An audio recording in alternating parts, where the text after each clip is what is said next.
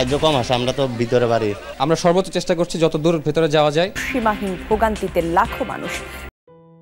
আসসালামু আলাইকুম, স্বাগতম বুম বুম কাকার চ্যানেলে। আশা করি সবাই ভালো আছেন, সুস্থ আছেন, নিরাপদে আছেন।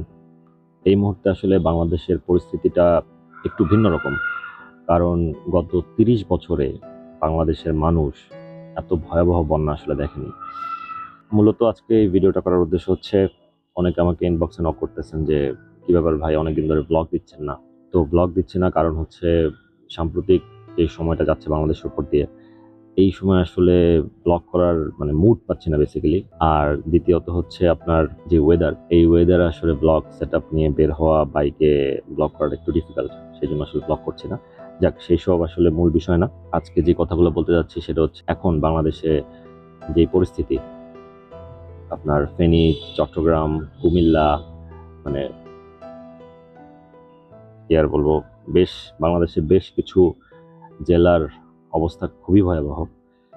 বর্তমানে বাংলাদেশের প্রত্যেকটা মানুষ যে যেভাবে পারতেছে এই বিপদে আগে আসতেছে, সবাই সবার মতো ত্রাণ দিচ্ছে, আর্থিক সহযোগিতা করতেছে। তো এগুলো সুষ্ঠুভাবে প্রত্যেকটা জায়গায় পৌঁছাক, এটাই একটা চাওয়া থাকবে। আর বেশ কিছু গণমাধ্যমে নিউজ দেখতেছি, সেখানে বলা হচ্ছে যে অনেক জায়গায় ত্রাণ পৌঁছাচ্ছে না, বিশেষ করে যেগুলো একটু দূরের এলাকা। এখন যারা ত্রাণ নিয়ে যাচ্ছেন, তারা দেখা যায় যে শুরুর দিকে বা প্রথম দিকে বন্যা কবলিত এলাকার জেলায় ঢুকতেই তাদের কাছেই ত্রাণ পৌঁছায় দিয়ে আবার তারা ব্যাক করে আসতেছে, নতুন ত্রাণ নিয়ে যাচ্ছে। তো সবকিছু মিলে আসলে যারা একটু পিছন দিকের এলাকায় আছেন, তাদের কাছে সুষ্ঠুভাবে ত্রাণগুলো পৌঁছাচ্ছে না, সেখানে একটা হাহাকার চলতেছে মানুষের। তো যারা এলাকায় ত্রাণ নিয়ে যাচ্ছেন, আশা করব তারা এলাকার কারোর সাথে যোগাযোগ করে কোন কোন এলাকাগুলো একটু দূরে আছে বা সেখানে ত্রাণ পৌঁছায়নি, এইরকম জায়গাগুলো একটু সিলেক্ট করে সেখানকার মানুষগুলোর দিকে একটু খেয়াল করেন। আর এই সময়টাতে মানুষ তো ভাই মানুষের পাশেই দাঁড়াবে, কিন্তু কিছু অমানুষ আছে যারা কি বলবো, এই সময়টাতেও তারা রাস্তায় ত্রাণের ট্রাকে ডাকাতি করতেছে, বিভিন্ন জায়গায় নৌকার ভাড়া, স্পিড বোটের ভাড়া, বোটের ভাড়া বাড়ায় দিচ্ছে। এটা আসলে কতটুকু যৌক্তিক আর আপনার বিবেকে কতটুকু এটা সায় দিল আমি বুঝলাম না। আপনারা এই ধরনের কাজ করতেছেন এই সময় এসে। বাংলাদেশের মানুষ হিসেবে ভাই, যদি আপনি বাংলাদেশের মানুষের পাশে না দাঁড়ান, তাহলে এর থেকে দুঃখজনক আর আসলে কিছু নাই। আমরা আমাদের জায়গা থেকে যে যতটুকু পারতেছি, সবাই সবার মতো করে সাহায্য করতেছি। এখন হয়তোবা আমাদের পক্ষে সরাসরি মাঠ পর্যায়ে যাওয়া সম্ভব হচ্ছে না। তো যারা মাঠ পর্যায়ে যাচ্ছেন, তারা জিনিসটা সুষ্ঠুভাবে তদারকি করে একটু দেখেন যতটুকু সাহায্য করা যায়। আর আরেকটা বিষয়, সেটা হচ্ছে বন্যা চলাকালীন সময়, এই সময়টাতে হয়তোবা আমরা যে যেরকম পারতেছি সাহায্য করতেছি, ত্রাণ নিয়ে যাচ্ছি, সবই ঠিক আছে। বাট বন্যাটা যখন শেষ হবে, পানিটা নেমে যাবে, মানুষের জীবনযাত্রা আবার স্বাভাবিক হতে চলবে, ঠিক সেই সময়টাতে আসলে কষ্টটা একটু বেশি। কারণ যাদের ঘরবাড়ি ভেঙে গেছে, দোকানপাট নষ্ট হয়ে গেছে, ওই ক্ষতিটা আসলে কাটায় ওঠা খুবই কষ্ট, খুবই কষ্টকর। এটা যারা ফেস করে বা যারা এই সম্পর্কে জানে, তারা বুঝতে পারবে বা বলতে পারবে যে কতটুকু খারাপ লাগে।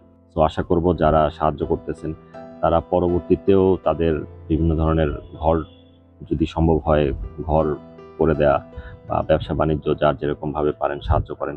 আর যারা বিভিন্ন প্ল্যাটফর্মে অনলাইনে বসে সাহায্য করতেছেন, আর্থিক সাহায্য দিচ্ছেন, তাদের কাছে একটু রিকোয়েস্ট থাকবে, আপনারা একটু সুষ্ঠুভাবে যাচাই বাছাই করে সাহায্যগুলো দেন। কারণ এই সময়টাতে ওই যে বললাম যে কিছু অমানুষ আছে, তারা আসলে সুযোগের একটা খারাপ ব্যবহার করে, সদ্ব্যবহার করে না।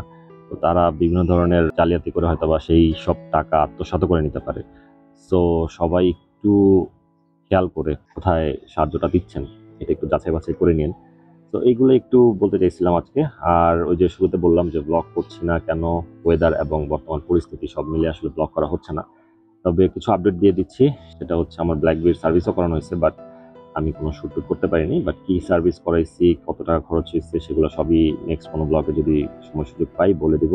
আর সাদিক কাকার ম্যালিফিসেন্টের অবস্থাও বেশ একটা ভালো না, তবে এখন পর্যন্ত লাস্ট যে সার্ভিসটা করাইছি কন্ডিশন আগের থেকে বেটার।